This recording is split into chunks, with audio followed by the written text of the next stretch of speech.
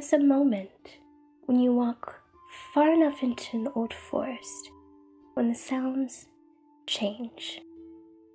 Birdsong thins. Footsteps sound too loud.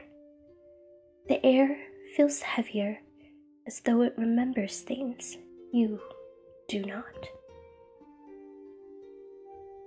In Slavic lands, this moment had a name, though people did not say it aloud. They said only that you were close now, close to the place where paths lose their certainty, and where something ancient might notice you noticing it.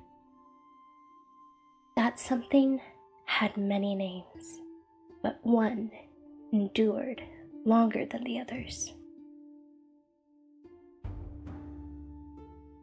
Baba Yaga. She was not merely a witch, nor simply a monster used to frighten children into obedience.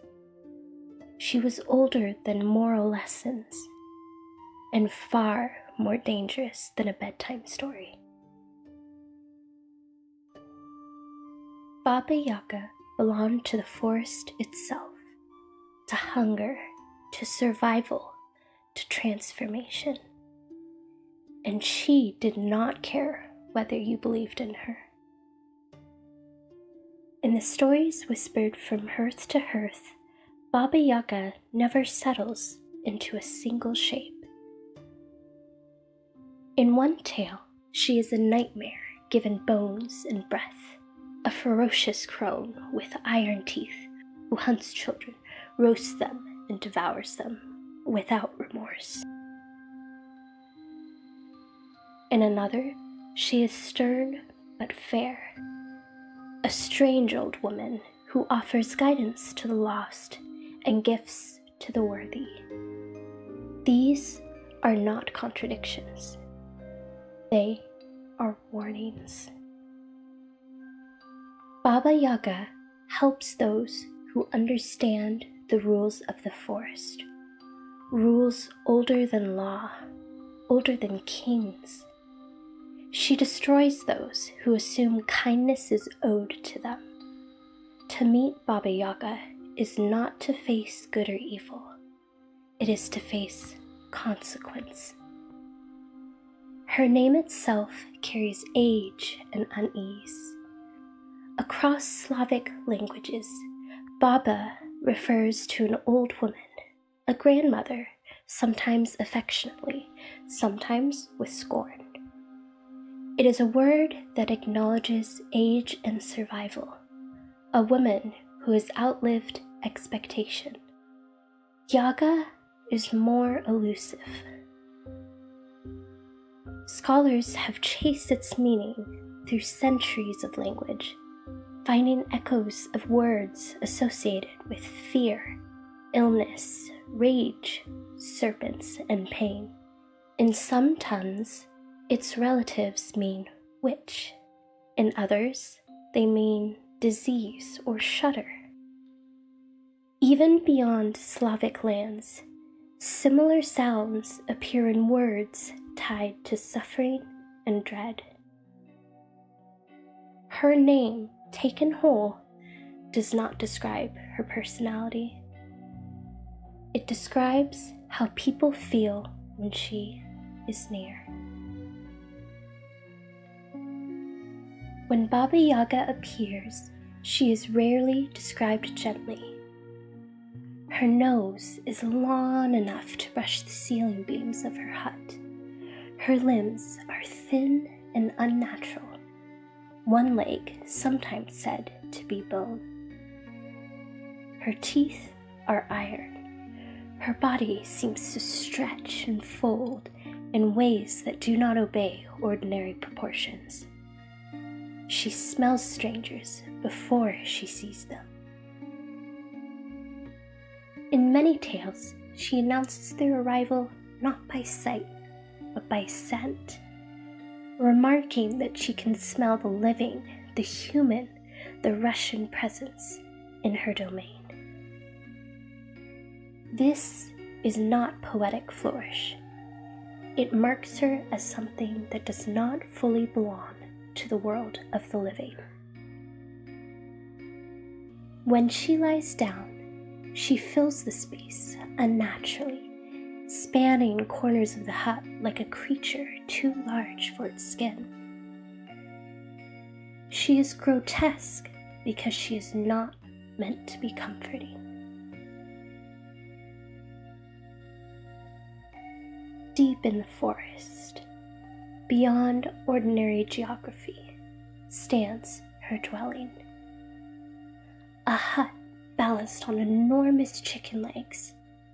It does not welcome visitors unless commanded to do so. It faces away from the uninvited. Around it rises a fence built from bones, crowned with skulls that glow faintly in the dark. This is not fantasy architecture.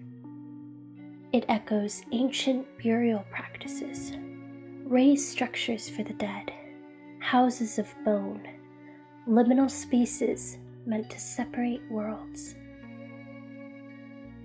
Baba Yaga does not live in death, but she lives beside it, guarding the doorway. To enter her hut is to cross a threshold. Baba Yaga does not ride the sky like later fairy tale witches. She travels in a wooden mortar, steering with a pestle, sweeping away her tracks with a broom. This image appears again and again across centuries of storytelling, suggesting ritual rather than invention. Ethnographers believe these tools connect her to ancient female rites, grinding, mixing, transformation, acts tied to both nourishment and destruction. The pestle could be a weapon, the mortar a vessel. Together, they make her both creator and annihilator. She does not soar high. She skims the world close enough to touch. In some stories, Baba Yaga is not one woman, but 3. Each sister bears the same name. Each lives in a similar hut. Each asks the same questions, yet each responds differently. When a young man named Ivan wanders into the faraway realms beyond counted kingdoms, he encounters them one by one. The first knows nothing. The second knows a little more. The third knows too much and hungers for him. What saves Ivan is not strength or clever speech, but obedience and humility. He listens. He follows instructions precisely. When told to blow a horn softly, then louder still, he does exactly that. And in doing so, summons the forces that allow his escape. Baba Yaga does not reward bravery. She rewards attention. In Vasilisa the Beautiful, a young girl enters Baba Yaga's service, carrying only a doll blessed by her mother. Baba Yaga sets her impossible tasks, fully expecting her failure. Vasilisa survives not because Baba Yaga softens, but because she works carefully, patiently, and with respect. In the end, Baba Yaga grants her fire, a gift that destroys her enemies and frees her future. Elsewhere, heroes receive magical horses, impossible knowledge, or passage into forbidden realms. Others receive nothing but death. The pattern is consistent. Baba Yaga does not change. People do. Though her stories are far older, Baba Yaga steps into recorded history in the mid-18th century, when scholars cataloging Slavic tradition note her presence and struggle to classify her. She is listed alongside gods and spirits, yet she is given no equivalent, no Roman mirror, no neat comparison. Even then, she resists containment. Earlier still, she appears in woodblock prints. In these images, she fights crocodiles, dances with strange companions, or rides animals into battle. To some, these were political satire. To others, echoes of shamanic belief. Baba Yaga, once again, refuses a single interpretation. Some see her as a literal witch, others as a symbolic enemy, an empress, a foreign power, a social threat. Still, others recognize something older, a shamanic figure who walks between worlds, battling monsters that represent chaos itself. None of these interpretations erase the others. Baba Yaga absorbs them. She is dangerous because she exists outside permission. Baba Yaga is not alone. Across Eastern and Central Europe, similar figures appear: forest mothers, iron-toothed crones, child-eating hags who also guard heroes. In Romania, she becomes Muma Pădurii, the mother of the forest. In Germany, she echoes in Perchta and Holda.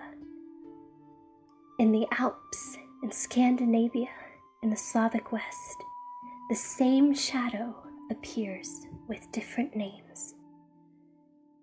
Even in East Asia, the mountain crone emerges, Yamamba in Japan, a figure both monstrous and transformative. These are not copies, they are reflections. Baba Yaga is terrifying, not because she is ugly, but because she is uncontrolled. She eats children instead of nurturing them. She lives alone instead of serving family. She commands magic without apology. Her home moves when it wishes. Her body defies beauty. She is a woman who owes nothing. This is why she endured. Her shadow stretches into modern storytelling.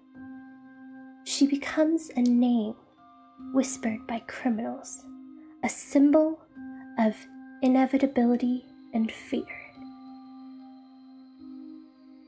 She inspires composers, filmmakers, comic writers, and animators. She slips into stories set during world wars, fairy tales rewritten by women, and nightmares dressed as children's cartoons. Every retelling strips something away and adds something new. Yet she remains unmistakable. Baba Yaga never chases the world. She waits.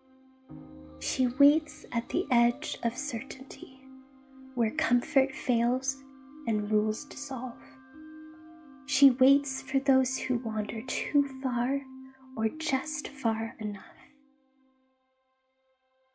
If you ever find her hut, turning slowly in a clearing where no clearing should be, listen closely, because Baba Yaga does not care who you are, only how you behave.